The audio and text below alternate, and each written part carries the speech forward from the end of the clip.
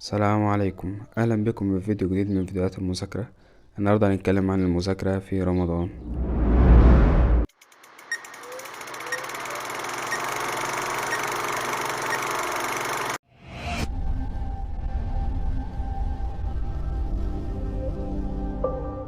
زي ما متعودين طبعا من الفيديوهات اللي فاتت ان احنا بنعمل خطة للدراسة من بالليل بنبدأ ان احنا نكتب الحاجات اللي احنا هنعملها بكرة، علشان اول ما نقوم من النوم تاني يوم نبقى عارفين احنا هنعمل ايه، منبقاش لسه هنفكر ونضيع وقت في التفكير. دلوقتي كنت خلصت السحور وعملت قهوة علشان اقدر اركز بقى اليوم.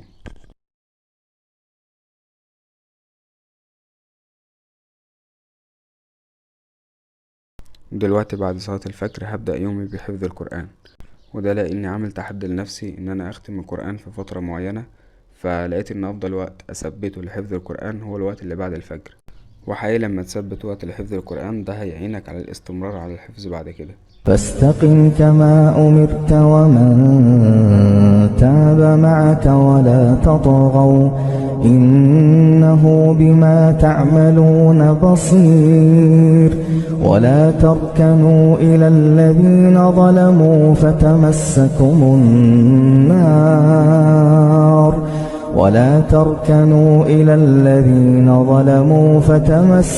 النار وما لكم من دون الله من أولياء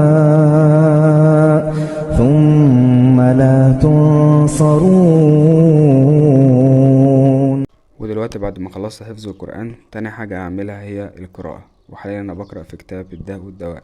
لكم فيها جمال حين تريحون وحين تسرحون وتحمل أثقالكم إلى بلد لم تكونوا بالغيه إلا بشق الأنفس إن ربكم لرؤوف رحيم.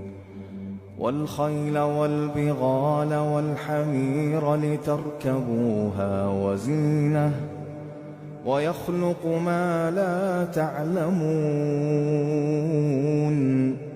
ودي مقولة للإمام ابن القيم من كتاب الداء والدواء: أن المعصية تورث الذلة ولا بد، فإن العزة كل العزة في طاعة الله تعالى. وكان من دعاء بعض السلف: اللهم أعزني بطاعتك ولا تذلني بمعصيتك. هو الذي أنزل من السماء ماء لكم منه شراب ومنه شجر فيه تسيمون ينبت لكم به الزرع والزيتون. دلوقتي خلصنا قراءة وهنبدأ مذاكرة بقى. مذاكرتي النهاردة هتكون عبارة عن إني أذاكر 5 ساعات من الساعة 7 لحد الساعة 12، وكل ساعة عبارة عن 45 دقيقة مذاكرة و15 دقيقة بريك. فهنخلص مذاكرة ونرجع تاني. كل يوم احنا بنتعرض لهذه العبادات بشكل دوري، والله عز وجل الغاية من خلق عباده هي العبادة، لكن في حقيقة الأمر ليس الغاية مجرد العبادة، ولكن الغاية إحسان العبادة. والله عز وجل يحاسب العبادة أيهم أحسن عملا، ليس أيهم أكثر عملا ولا أيهم عمل أو لا. قال الله عز وجل: هو الذي خلق الموت والحياة ليبلوكم أيكم أحسن عملا، أن يخرج هذا العمل في أحسن صورة، في صورة تليق بأن تقدمها لله، وأن تقف بهذا العمل أمام الله، تقف بهذه الصلاة أمام الله، تقف بهذا الذكر أمام الله. لأن كثيرا من عبادتنا للأسف إن صحت التسمية عبادة باردة، بلا روح، بلا طعم، بلا ذوق، بلا حلاوة. وفي واقع الأمر أن الإيمان الذي هو ناتج عن العمل له حلاوة وله طعم. النبي عليه الصلاة والسلام قال: 3 من كن فيه ذاق بهن حلاوة الإيمان. وقال النبي صلى الله عليه وسلم كما في صحيح مسلم: طعم طعم الإيمان من رضي بالله ربا وبالإسلام دينا وبمحمد نبيا صلى الله عليه وسلم. فالإيمان له طعم وله حلاوة، ومن أعظم أسباب استمرارك على الطاعة وعلى الإيمان إنك تتذوق هذه الحلاوة فلا تستطيع أن تتركها. دلوقتي كنت خلصت مذاكرة فهاخد قيلولة عشان اقدر اكمل باقي اليوم. صحيت بعد العصر وكان المنظر جميل جدا من هنا.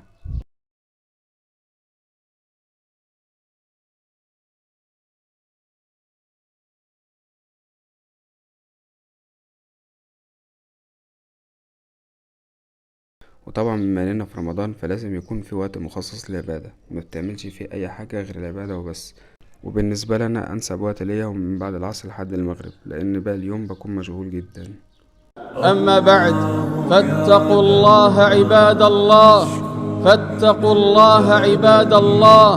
تقوى من أجاب فأناب، وراجع فتاب، وحاذر فابتدر، وعمر فاعتبر، وتزود لرحيله، وتأهب لسبيله، وتزودوا فإن خير الزاد التقوى. ودلوقتي فطرت ونزلت عشان اصلي التراويح، ولحد هنا يعتبر اليوم خلص. اتمنى يكون الفيديو دوت مصدر الهام ليكم وتبداوا انكم تستغلوا الفترة اللي جاية. اشوفكم في فيديو جديد. سلام عليكم.